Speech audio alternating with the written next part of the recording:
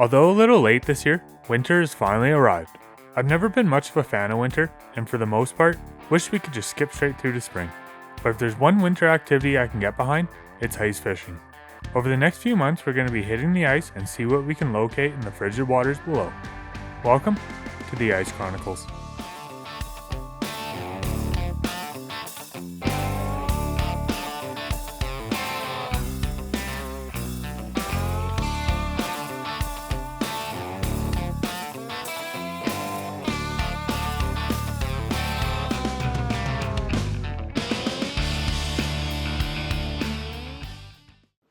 Good morning. It's a beautiful 22 below morning out today.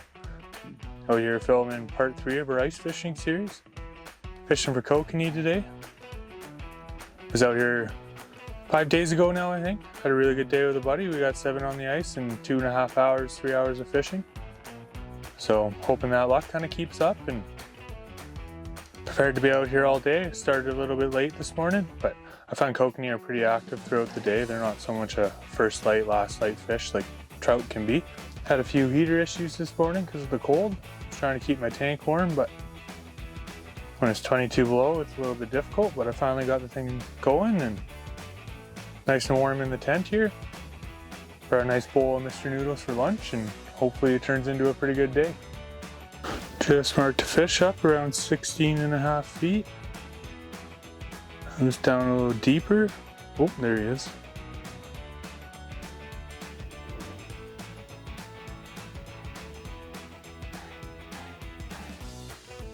Just sitting on my jig. Oh, I missed.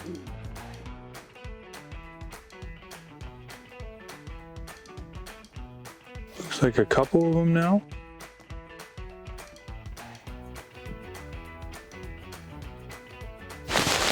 There we go, fish number 1. Whole bunch of them sitting down there. School rolling in. Nice little kokanee. It's about average size for this lake. And that's number 1 on the ice.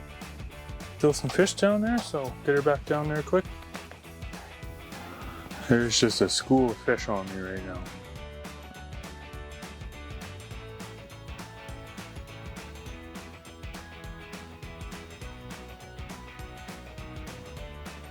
I'm gonna reel up real quick and flip my bait. Put a fresh piece of corn. Hope my corn must have fallen off while I was dropping it. That would explain the lack of bites.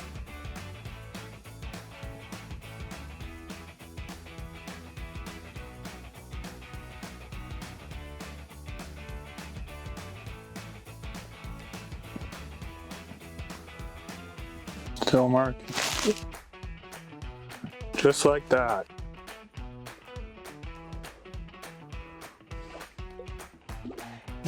Nice little chunky one. Another nice little kokanee, slightly bigger than the other. Only a couple minutes apart here. The school rolls in, stuff starts happening quick. Oh, getting hit again.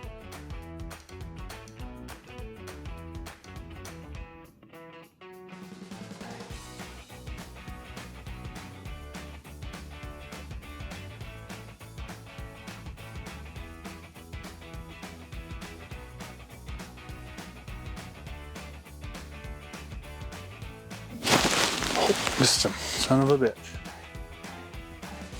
There must just be a massive school rolling through right now because I'm marking the fish all over the screen. Still marking a few here, but I've only had 1 grab it since. I'm wondering if my bait fell back off. I think it's probably worth a quick check.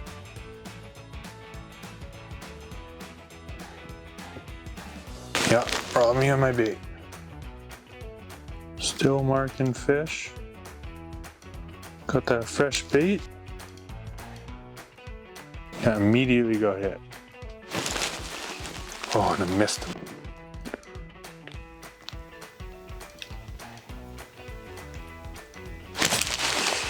Missed him again.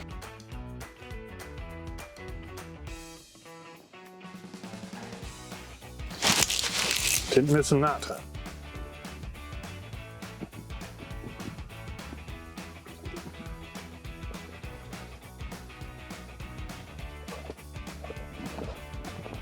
Hey, this is going. This might be my quickest limit yet. Another nice little Coke. It's 3 and 10 minutes. Immediately fish back on me. Might be a quick episode. Oh, son of a beach. A couple little bumps. Still fish on me.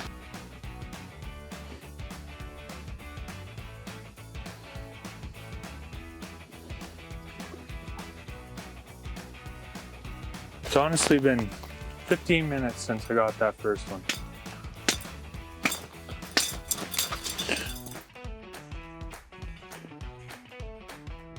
Another nice Coke. Went away from my limit. You know it's good when you don't even really have to jig, they're just taking it. Looks like maybe the school's moved on. I haven't marked anything since I pulled that one out, but 4 and 15 minutes, that's my personal record. I've limited out lots, but I've sat on the ice a long time waiting for that limit. Oh, nope, got another fish on me.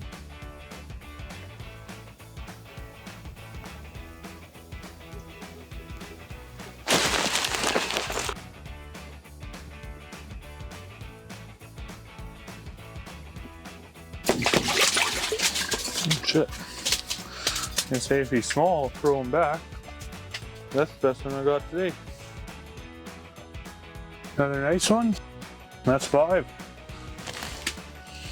All that work to get out here, and I think I've only been fishing for half an hour. Can still catch and release. Since I'm out here, I might fish a little bit longer. See if we can't get a few more, just for fun. Sure is fun when those schools roll in. There's nothing like it with the Kokanee.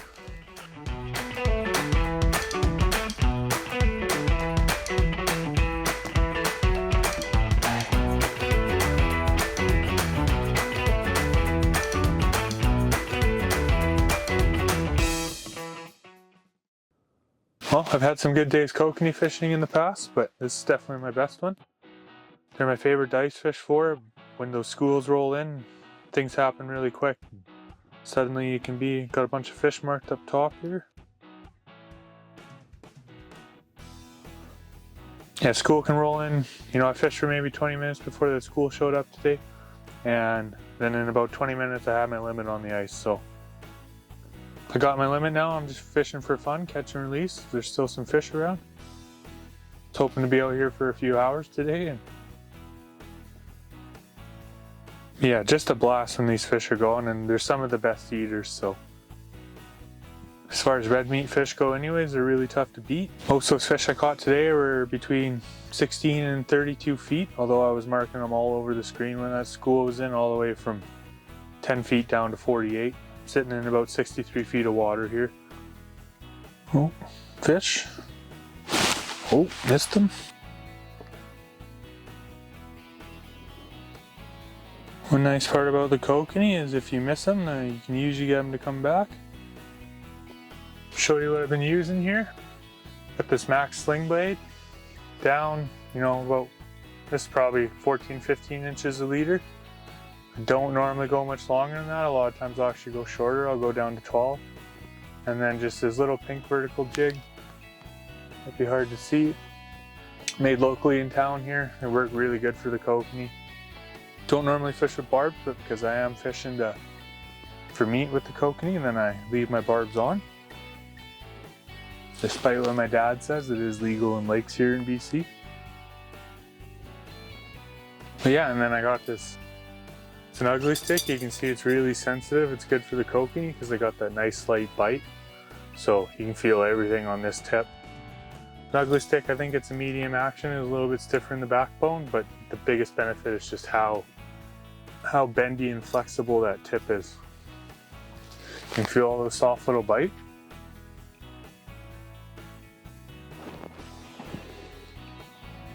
There's a fish. Oh, it's fighting pretty good, this one.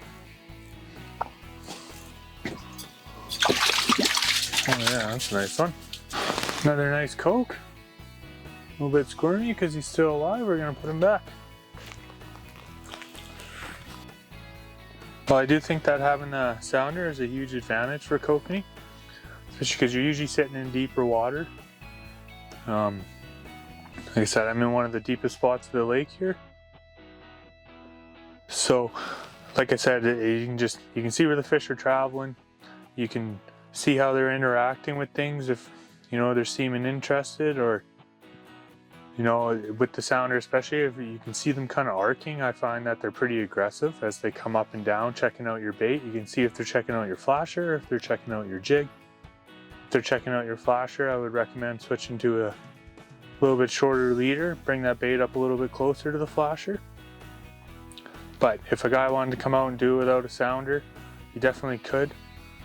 I do find that the fish tend to rise and fall down to your bait, so I would say that if you drop down somewhere between 20 and 25 feet, you'd be pretty safe. I find most of the fish do tend to travel kind of between that 16 to 32. Like I said, when that big school came in earlier, I was marking them all over my screen. But I think a guy would be pretty safe between 20 and 25 feet. If they're seeing your flasher, if you got good active jigging going on, they're gonna come down to it, come check it out. I do find they get a little color sensitive sometimes, but when they're on, they're on. It doesn't really seem to matter what you're using. For the most part, I use pink jig with pink corn.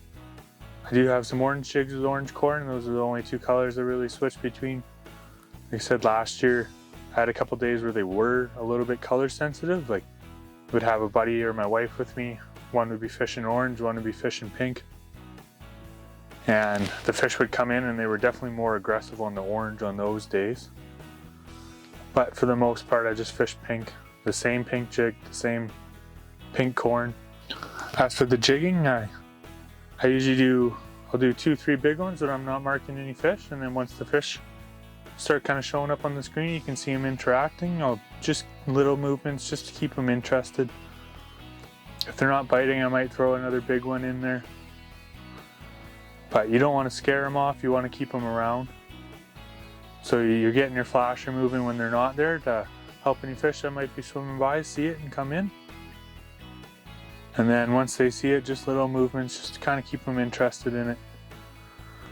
Some days you got to really fight for those bites, you got to really entice them into it. Days like today, I wasn't even really jigging it once they were there. I was just leaving it and they were hitting it pretty hard. They were even taking it on the drop a lot of the times. Good mark, there's 2 of them there.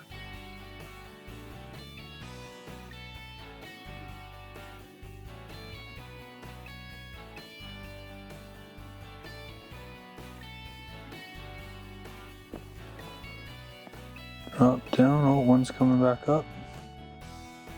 Up and back down. Drop it down to them.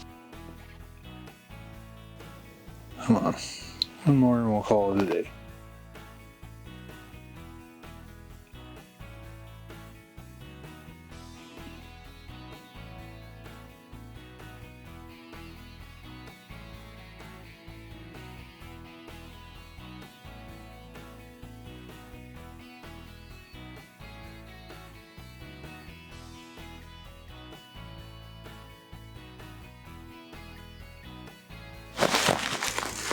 There he is. Ooh, give me a good scrap, this one.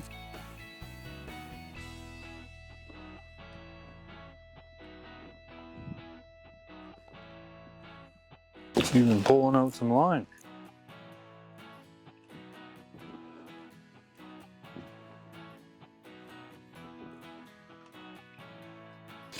Oh, it's a trout. Nice trout though. Really nice trout.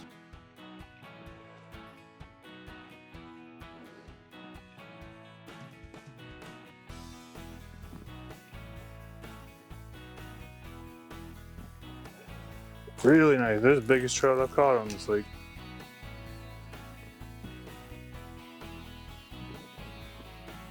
Holy, bit of a tube steak. That's a nice fish. Really nice trout. 22, 23 inches maybe. Bit skinny, but take that, 2.5 pounds, I would figure, something like that. Thought that seemed like a big mark for a kokanee, and it was giving me a pretty good scrap, but I'll take it. So what makes it fun is the fight.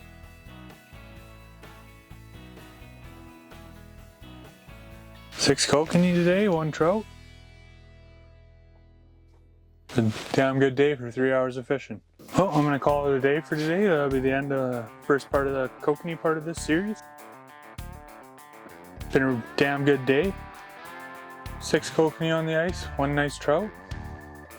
Hard to beat a day like that. Seen lots of other fish, missed a few other opportunities, and I don't even think I was fishing a full 3 hours. About 1 o'clock now. Didn't actually get here until 10 o'clock, and then time I hiked out here and set everything up. So I'm gonna secure my tent down for the night and try and be out here a little bit earlier tomorrow, a little bit more on time, and see if we can have another great day.